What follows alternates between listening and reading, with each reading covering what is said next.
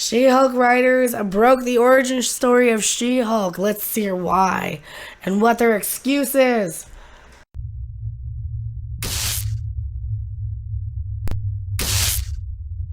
I am Mecca. Who are you? Why are you here? I'm Rob off camera, and I know something about comics.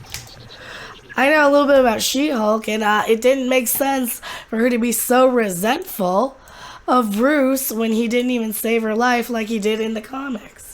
How about that? She-Hulk head writer Jessica Gao explains the decision to update Jennifer Walters' origin story, reveals the complete misunderstanding of the original Marvel comic, according to Bounding.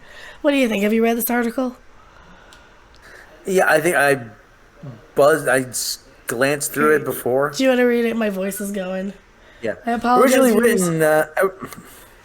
Okay, and yet another example of the fact that Marvel Studios has long since stopped caring about treating its source material with any semblance of respect. She-Hulk attorney at law, head writer Jessica Gao, Jessica Gao, has revealed that the Jade Giantess's origin story was altered for the Disney Plus series because she herself fundamentally misunderstood the character's original comic book introduction. Okay. That doesn't give me confidence in the series, but is it open for interpretation? Maybe they misunderstood. I'll play devil's advocate. Well, okay. Well, let's find out. I see. Whoa. Originally, as written by Stan Lee in 1979, Savage She-Hulk #1, Jennifer Walters, gained her powers after being shot by a hitman who sought to prevent her from serving as the defense attorney for a small-time crook whose boss had framed them for murder. Is this why? Wait. Is this why she had to hold her temper? She might be killed. I guess so. Okay. Anyway, unable to find any immediate medical assistance and aware that his cousin had already lost a staggering amount of blood, Bruce Banner makes the executive decision to perform an emergency blood transfusion between himself and Jen, saving her life at the cost of imbuing her with his own set of Hulk power. So there we go. There's the thing there. Relax, Jen. You're going to make it. So, oh, Doc, what happened? However, in the Marvel Cinematic Universe, Jen's simplified origins sees her gain her abilities thanks to a single drop of Bruce Banner's blood splashing into one of her open wounds. Inhibitor. As she pulls her cousin from a spaceship-induced car wreck. With many fans confused as to why She-Hulk writers' room would swap Jen's harrowing original backstory for her new Bruce Bannerless and MCU canon-breaking origin, Gao recently revealed to Gizmodo IO9, terrible website, that the change was developed starting with a single edict from Marvel leadership. First, the head honchos at Marvel specifically didn't want it to be a mob hit, Gao told the outlet's senior entertainment reporter Germaine Lucier. It just didn't feel like it fit with anything.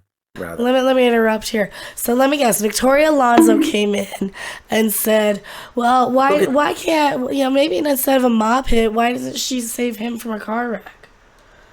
Why does he have to save her? And he gets the dog instead." Oh God, this screams of it should be X-Women. X-Men's outdated. This screams of Victoria Alonso if they're saying the head honchos, because Kevin Feige wouldn't do this. No. So yeah, this sounds like it came from Victoria Alonso. On a more personal level, Gao noted that she supported the origin change because, for me, having watched this Bruce Banner, this Hulk, through all the years and all the different MCU movies, it just felt like we saw him to be really tortured by this.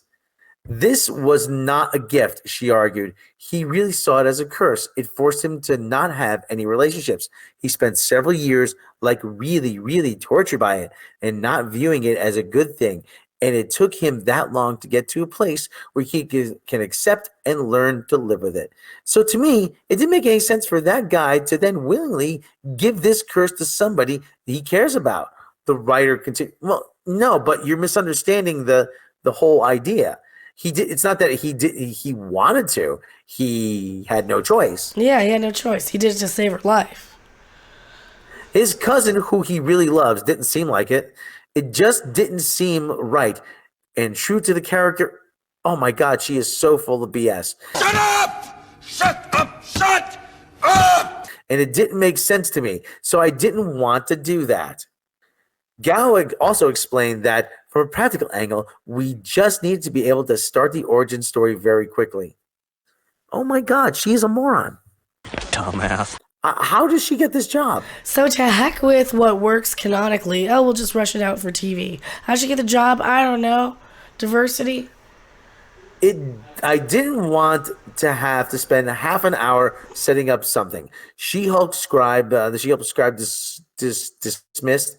If you do a mob hit, it's like, well, then why? What happened? Let's just get to the meat of everything. You can still have a car crash, though. Yeah, you still have a car crash, and you could change it from mob hit to car crash, where he still has to make this choice of, hey, I did it to save your life. I didn't have a choice.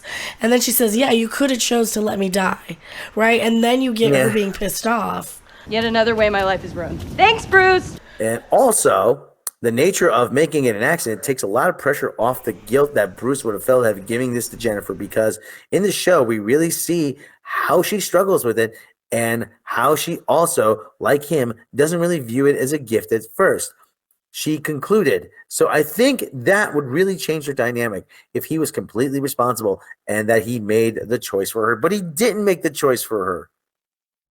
My God, she's an imbecile. As asserted above, Gao's insight into her approach to She-Hulk origin reveals the writer's own fundamental misunderstanding of both storytelling and the characters with whom she has been in charge to handle. With Jen's close to bleeding out and left without any transportation or help, it's very clear that Bruce was motivated to perform the procedure solely out of desperation for Jen's life, possibly not even having the clear mind to realize the implications the act may hold for his cousin, rather than some sort of desire to actively share his powers with her. Yeah, we're really seeing the flaw in this whole thing. Yeah, this I kind of picked apart too. It just seems like it would have made more sense if he pulled her out of the car and saved her life. Yeah, because she wouldn't have any choice in the matter. And further, the mob hit angle would not need to be as complicated a backstory as Gao asserts. At the onset of the series, Jen is already established as working as a defense attorney.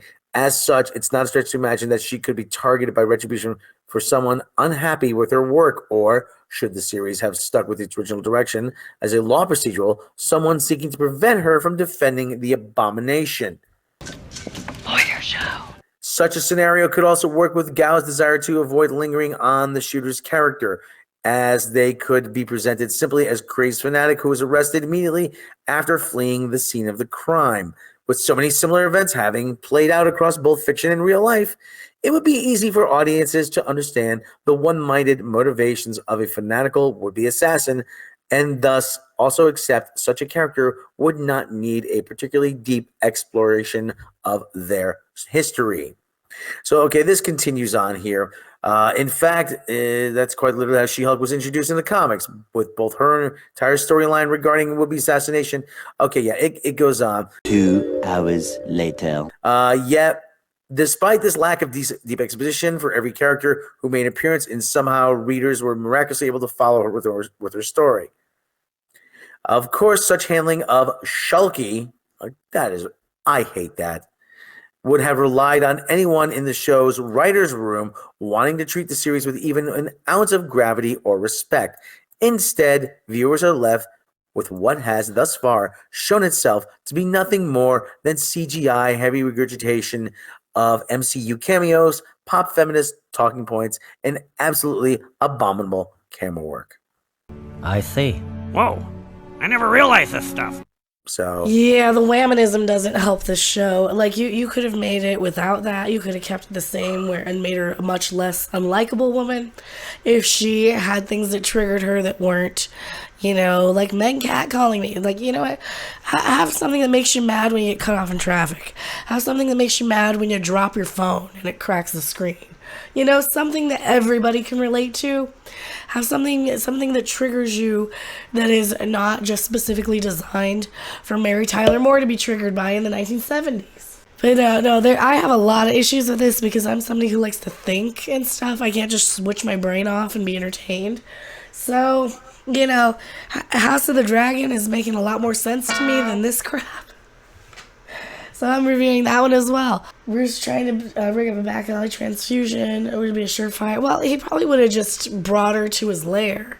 Like, they could have gotten a car wreck. He could have said, "Oh crap, Jen, you're bleeding out." He hulks out, runs her to his little lair in Mexico, because that's where we were anyway. And he's got the lab there. He's like, I had to save your life. I had to give you a transfusion. Because we were too far away to save your life any other way. I mean, the isolation even makes sense for the transfusion story. And it would have taken just the same amount of time as him trying to piss her off and provoke her. You could have learned a lot early on without that. Oh, every woman is just emotional and terrified and angry at all times. Like, seriously, you didn't have to study her to see when she changes her triggers. She could have hulked out and been like, wait a minute, I'm still me. You could have done that a lot quicker. They could have done without a lot of the training montages where she's just showing up better than him anyway. Because let's face it, we complained that Rey wasn't trained, but this is just as bad when she could just lead the training herself. And it turns into a pissing contest between two unlikable characters who don't seem to like each other very much. Sorry my voice is gone. That's about all I have to say about this. You got anything else, Rob? No, that's pretty much it. So yeah, we actually agree. Who wrote this one?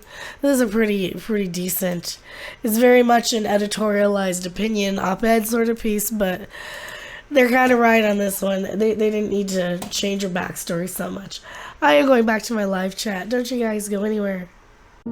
Thanks for watching. If you liked it, make sure to hit that like button. And if you want to see more, don't forget to subscribe. See you in the next video. Bye!